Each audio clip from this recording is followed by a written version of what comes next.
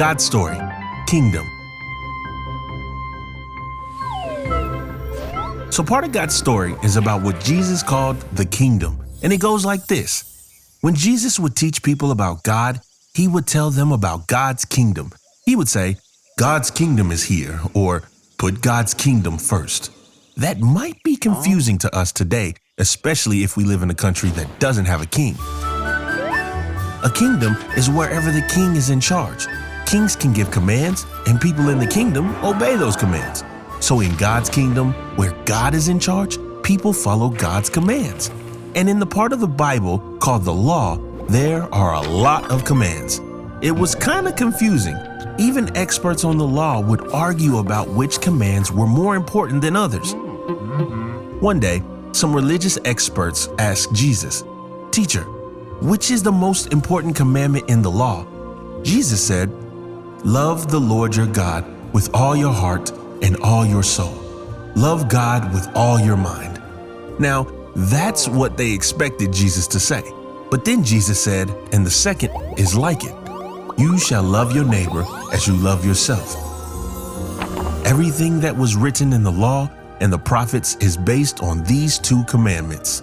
Jesus was saying that if people chose to let God be in charge of their lives, then they'll show it by treating other people, their neighbors, with love. Because God loves everyone, people we know, like our family and friends, but also people we don't know, like strangers we've never even met.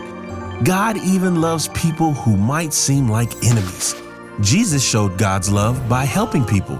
He healed people who were sick, and he spent time with people who other people didn't like. He even died to rescue everyone from all the times we've disobeyed God's laws. And he did it all to prove God's love. But God's kingdom didn't stop when Jesus died. Jesus came back to life and told his followers to spread God's kingdom throughout the entire world. And that's exactly what they did. See, Jesus had told them stories or parables to teach them about God's kingdom.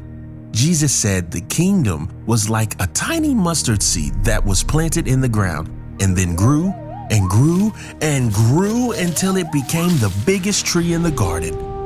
And birds that might have wanted to eat that tiny mustard seed could now build a nest in the mustard tree's branches. God's kingdom might seem really small at first, but it never stops growing. Jesus also said God's kingdom was like a buried treasure that a man found in a field. When the man realized how valuable the treasure was, he buried it again, sold everything he owned, and used the money to buy the whole field.